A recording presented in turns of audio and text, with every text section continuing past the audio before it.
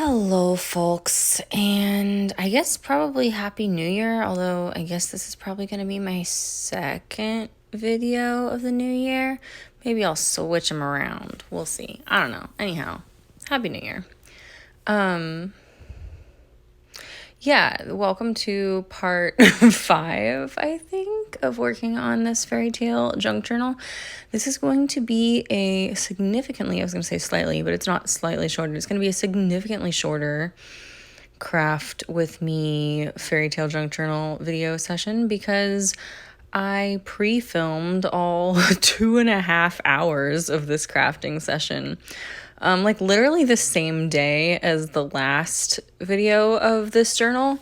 And I was like, I don't have anything to say and I just want to work on this some more. So I just filmed myself working on it literally until like 10 seconds before my phone died. And now we've sped it up to 5 times. And I figured I'd come back and talk over it a little later when I had a little more to share with you about. So what I'm working on right here is I wanted to make a journal card out of this. It was like a backing. I don't even remember where I got these pins. Probably Kinokuniya.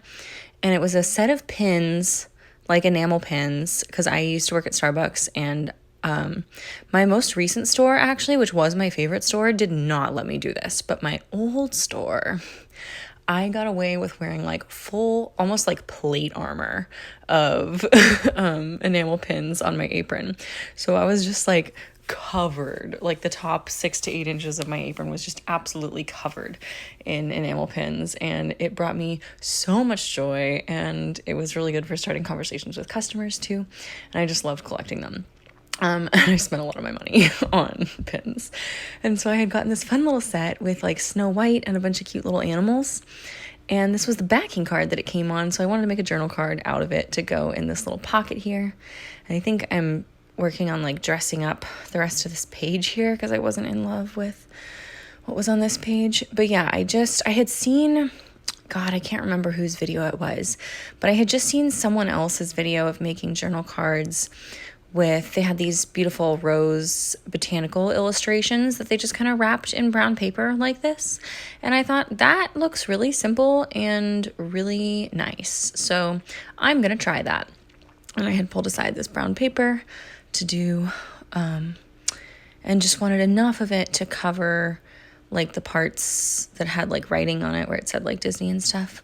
So that's covered. And then I kind of wanted to like add some additional decorations. So I'm now spending literally forever searching for the perfect fairy sticker and the perfect other little decorations. And you're about to see me do some serious fussy cutting on these fairy stickers because I don't know, man. I can't handle the white borders on a lot of these things. Like, I feel like there's a time and a place for a white border on a sticker, and there's not very many times and places for a white border on a sticker. So, and I get why, I understand that it's much more economical to produce them with the white borders. But yeah, sometimes it's just worth it to me to cut out every teeny tiny little edge. And I really like her, but I ended up not going with her, and you'll see what I did here.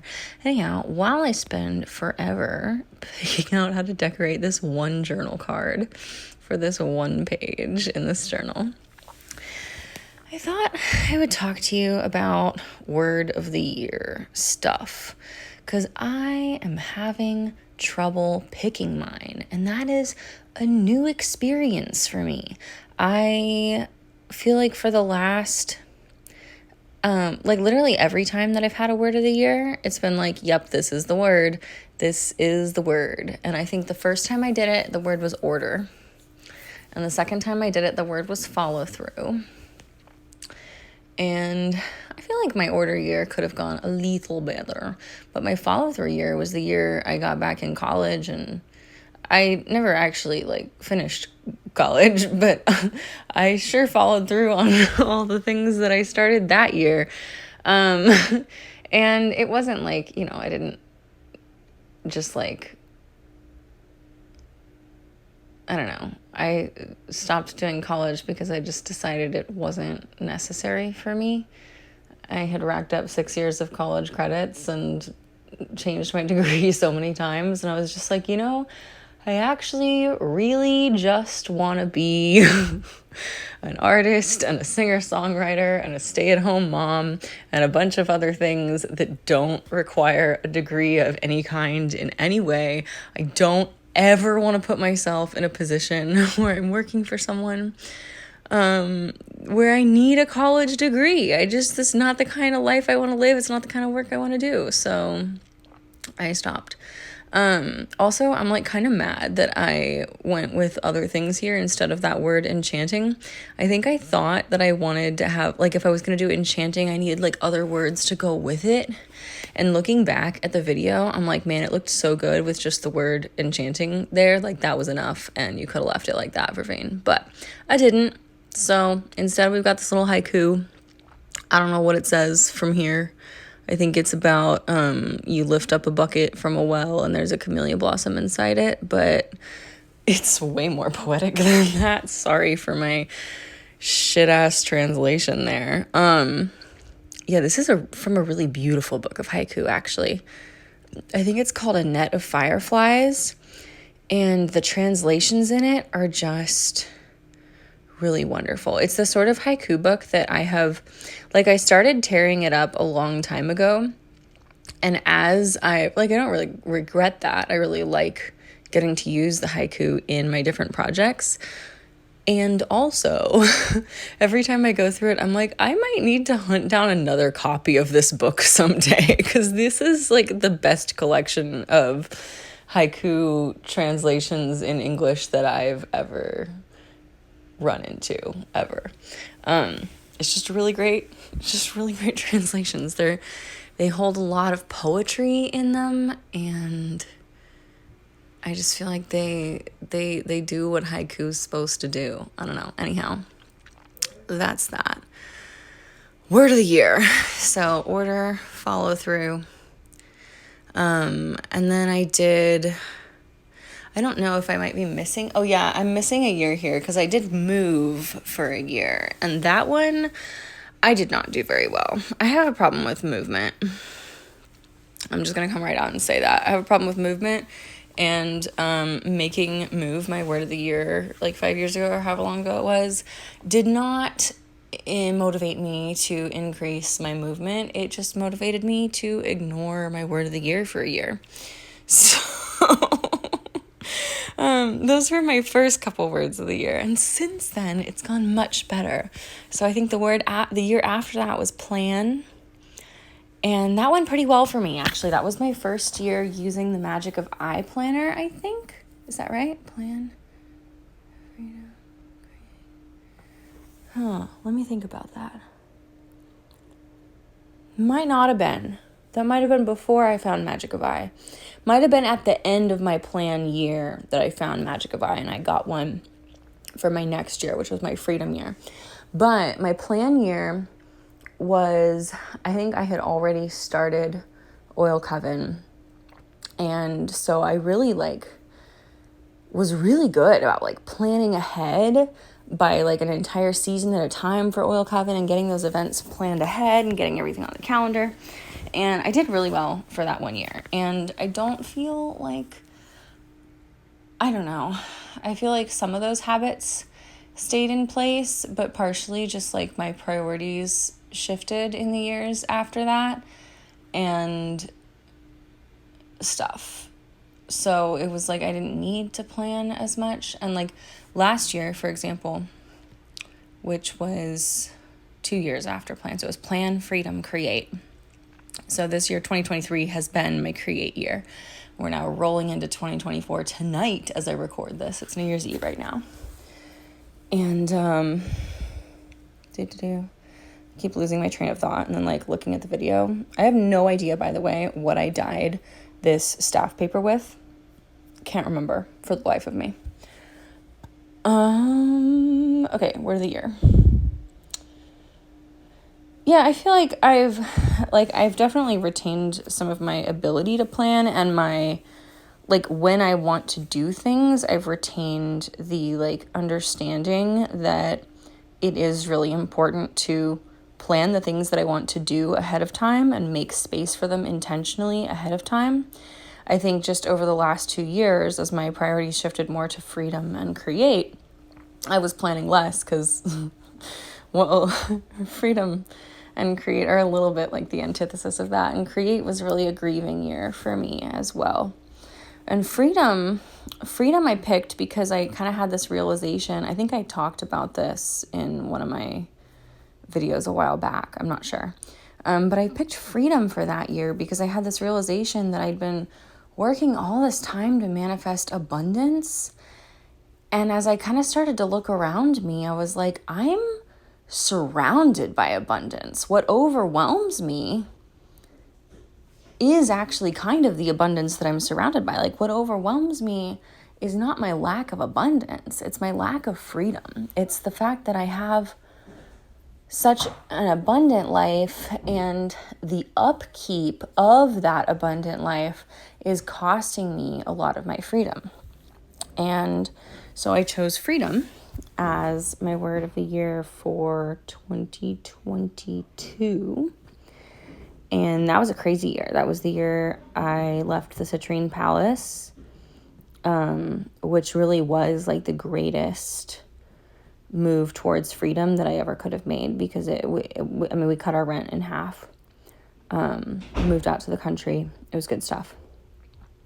And I finally got to a point where I felt like I could have a baby, because that was the thing. That was like what I really wanted to do was become a mother.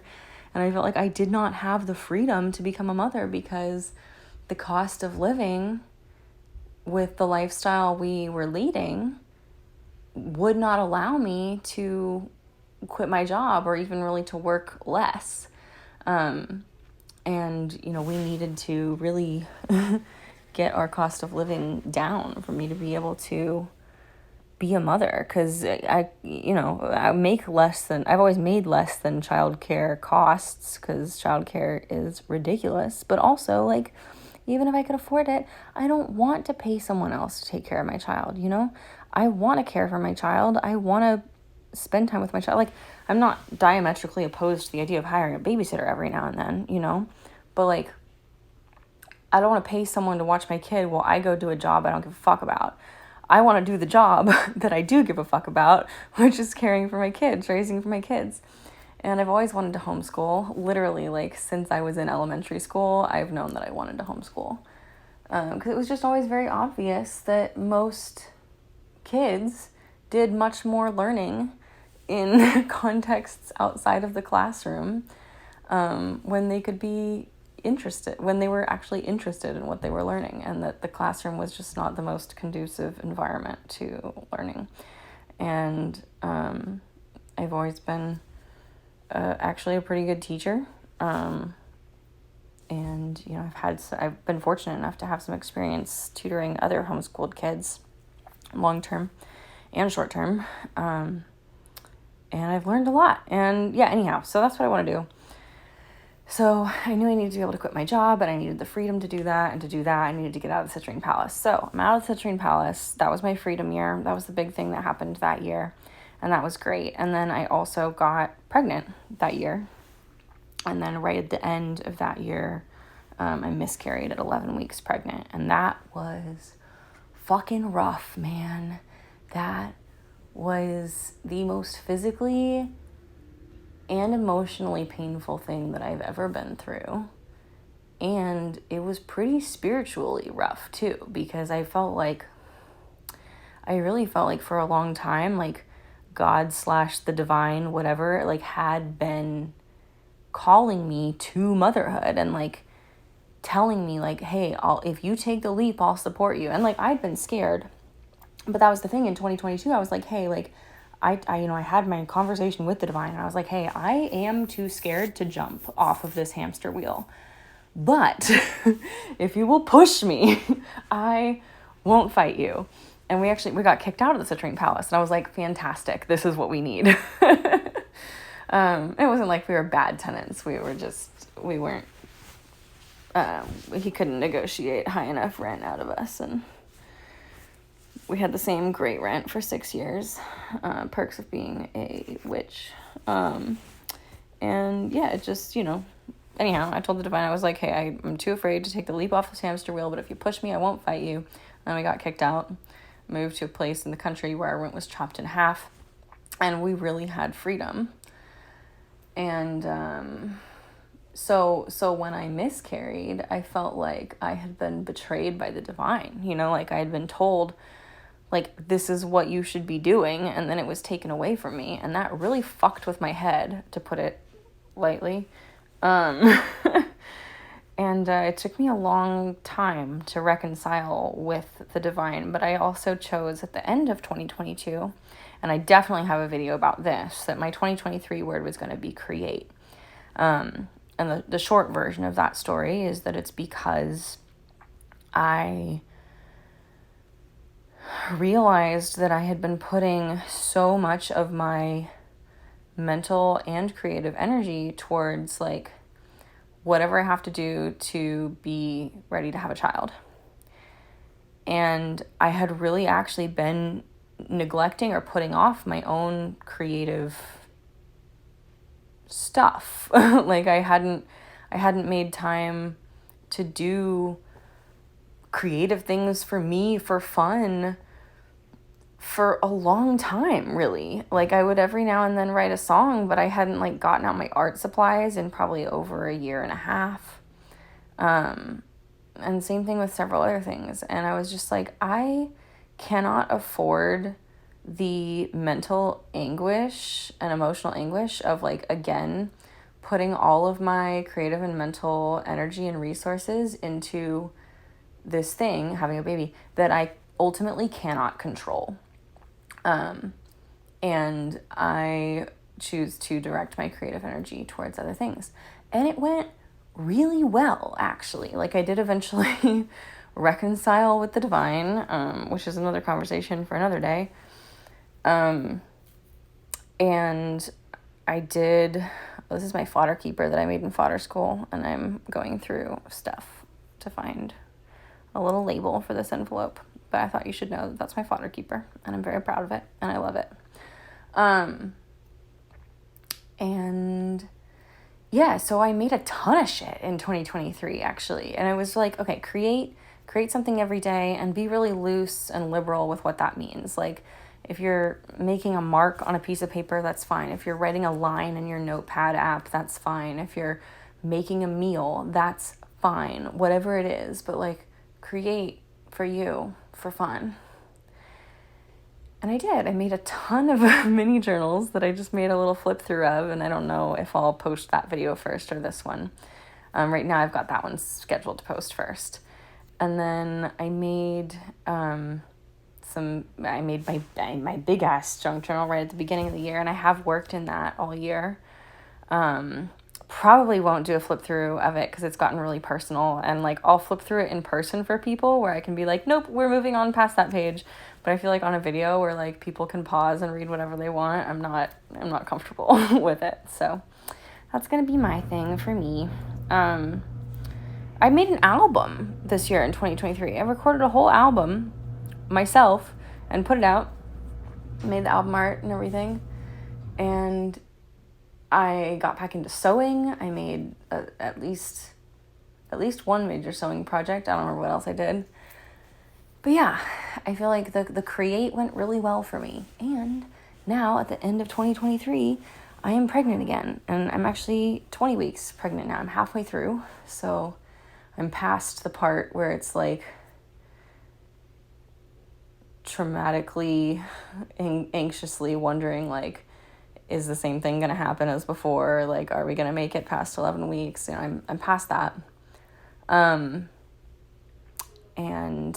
everything shows that baby's really healthy, and all that's really good. And I'm really excited about it. And that leaves me, that is the dryer at my dad's house that makes, I swear every time it goes off, it's longer. Like, every time I hear it, I'm like, wow, that is the longest, most horrendous buzz I've ever heard in my life. And then every time I hear it, I'm like, wow, that is somehow longer than I remember it being. So that was the dryer going off, if you were wondering. But yeah, so that brings us to 2024. And what will my word of the year be for 2024? And I have not decided. And it's so weird because like create, freedom, plan, all of these came to me like, yep, I know exactly what my word of the year needs to be. And some of them like plan, like I wasn't happy about it. You know, I wasn't like, oh, plan, that sounds so exciting. I was like, fuck this, but I need it. It's what my life really needs right now. So that's what I'm going to do. And, you know, freedom and create felt a little better. Create felt really exciting. And I really needed that at that time. I spent a lot of the year in grief, and creating was really a lot of what pulled me out of that grief.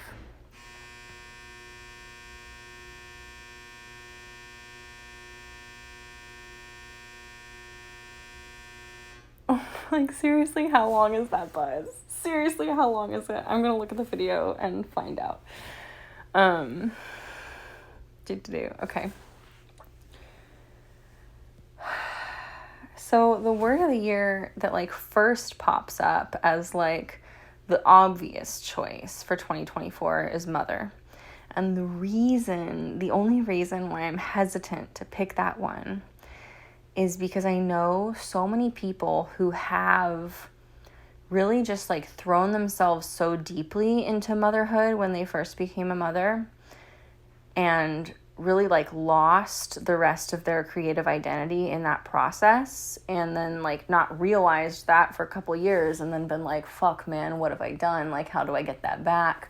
I really didn't prioritize me at all.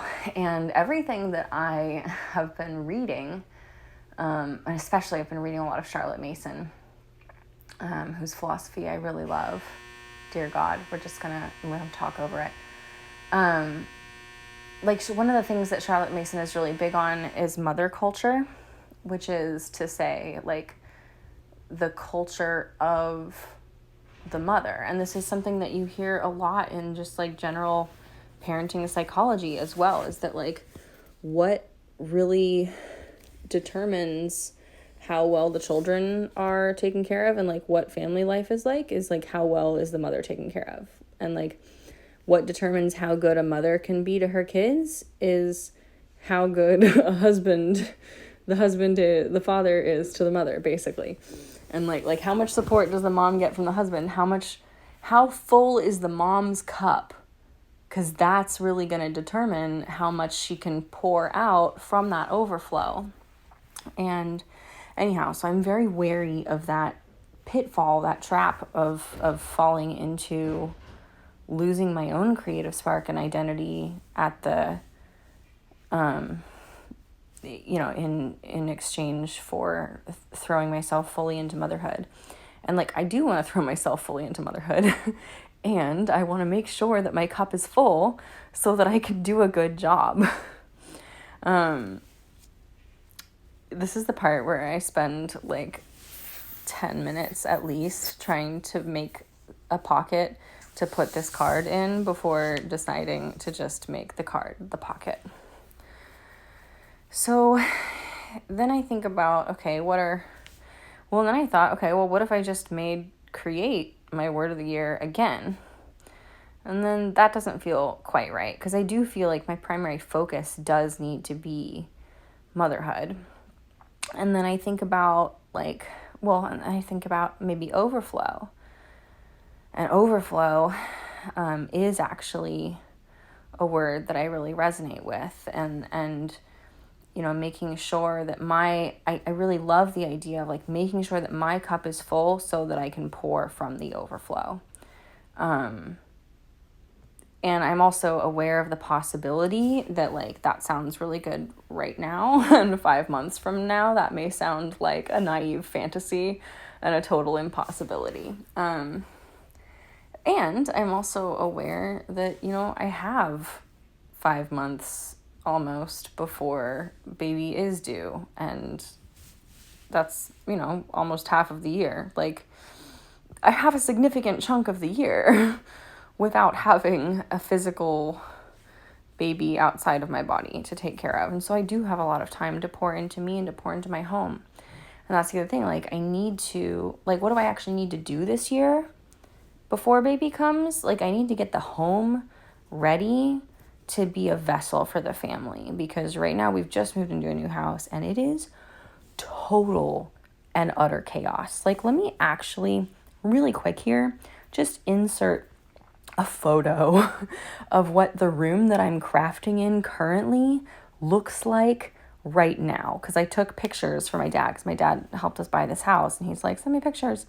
And I'm like, I took a lot of pictures for you, and I think that these pictures that I took the day before we left will adequately explain why I haven't been taking more pictures. So let me just show you. This is it. That little black desk on the other end of the room, that's my craft desk. And you probably can't even tell, but that big mound on the left of the picture is the guest bed. You can't see the bed, but there is a bed there under all the stuff. So, lesson of the story here is I have a lot of work to do to get this home in working order. I mean, like it's in like bare minimum working order. Like I can live in it and my husband can live in it, and that's about all that we can do, and that just barely. So I'd really like to spend a good chunk of the beginning of this year, I guess nesting is what you say, making my home, making my house a home, making my house feel like a haven and not just some walls and a roof with a bunch of stuff in it, which is historically something that, I am pretty good at, but it's not something I'm known to be particularly quick at. And this is just a really different move for us. And it's at a time in my life where I don't have a lot of physical ability or physical energy. Like I get bursts of energy in the morning and then I'm pretty tired throughout the rest of the day. Like I can make myself do stuff, but I need a lot of rest once noon hits, basically. And I really can't lift things. So like I can look at boxes and I can empty boxes and put stuff where it goes, but I can't really move full boxes. Or like if I do, I'm really paying the price with my body later. It's perks of pregnancy, And fortunately, my husband's like really supportive and really helpful when he's home, but he also works a lot because, like I said, I quit my job. So yeah, I feel like nesting is like a possibility for the word. And I feel like, creating that home space is also part of mothering. And overflow is definitely what's happening in that room right now. And on the note of an overflow, actually, I didn't bring it with me here, but the Muse Tarot is one of my absolute favorite decks. Unfortunately, the musetarot.com is basically a functioning Muse Tarot. So I did hop on the musetarot.com and like pull a card asking for guidance and counsel basically on picking my word of the year. And I got the Ace of Emotions, which corresponds to the Ace of Cups, which to me has always been the card of the overflow. I don't know if I have any videos still up about this, but I used to do like a morning ritual live on Instagram like almost every day. And the overflow was something that I talked about a lot. And I have a lot of songs that kind of talk about the overflow, and I'm hoping to put together an album at some point called Songs from the Overflow. And so this is not a concept that's like new or unfamiliar to me. This is a concept that's really dear and close to my heart. Maybe that is with the Ace of Emotions coming up. And the Ace of Emotions was talking about, feeling and really like tapping into your feelings and listening to what you need. And I feel like currently as a pregnant mother and as a new mother of like an actual physical separate baby soon, like I know that like your intuition, like my intuition has already gotten stronger, and I've already in my pregnancy gotten better at listening to my intuition and listening to my body. And I know that that's something that I'm going to need to do more of, and also that I'm going to get better at, because that's what happens when you have a kid. Your intuition, your gut senses just get stronger. And maybe overflow is a good word. One of the other words, I'm just going to talk you through some of the other words I was thinking about. I had been thinking about systems and simplify, because I know that like if I want to actually make space and time for creative play and, making art and making music this year, I'm going to need strong systems in place, and I'm going to need to simplify a lot of other parts of my life that have previously been, somewhat more complicated than probably is necessary. And I'm running out of time here on this video. So I now see that my footage is running out and I'm running out of space to narrate. I didn't want to go with simplify our systems because they don't feel evocative. And I want an evocative word because I just historically do better with evocative words like freedom or create, And now that I'm saying all this out loud and talking about it over this video, I am kind of thinking overflow might be a good one. I'm also thinking grow might be a good one, because I do want to also focus on gardening. I want to start a garden. I want to grow my business. I want to grow my baby. But I'm also kind of thinking that now that I say it all out loud, that all works pretty well with the concept of overflow too. Yeah, I think I'm going to sit with it a little longer, but after having this little chat with you, I'm kind of thinking overflow might be my word of the year for 2024. Let me sit with that for another day or two. But that's how I'm thinking. That's what I'm thinking. Overflow. Ace of Cups. And the more I think about it, the harder it is to argue with. So, yeah, I'm going to sit with that, but thanks for having this little chat with me. I'm glad that I was able to think this through out loud with y'all. I can't tell you how much time I've spent thinking this through over the last couple days. Yeah, and also I hope you enjoyed watching me work on this fairy tale junk journal that I absolutely almost did not talk about while I worked on it today. But I feel like most of what I'm doing here is pretty self-explanatory, so feel free to ask questions if you have questions. But if you do have a question, maybe drop a timestamp for what your question's about, because, yeah. Anyhow, thanks for watching, and I'll see you hopefully next week. I'm kind of trying this new thing where when I have a video ready, I'm scheduling it to be published on Wednesday morning, but I'm hesitant to commit to I'm putting out videos every Wednesday morning. But that's kind of the idea that I'm playing with in my head. So, I'll maybe see you next Wednesday or next week or next video, whatever. Anyhow, love you. Thanks for watching. Bye, and Happy New Year. And also, if you have a word of the year, I want to know what it is. Please drop it in the comments. I love hearing about people's words of the year. Okay, bye for real.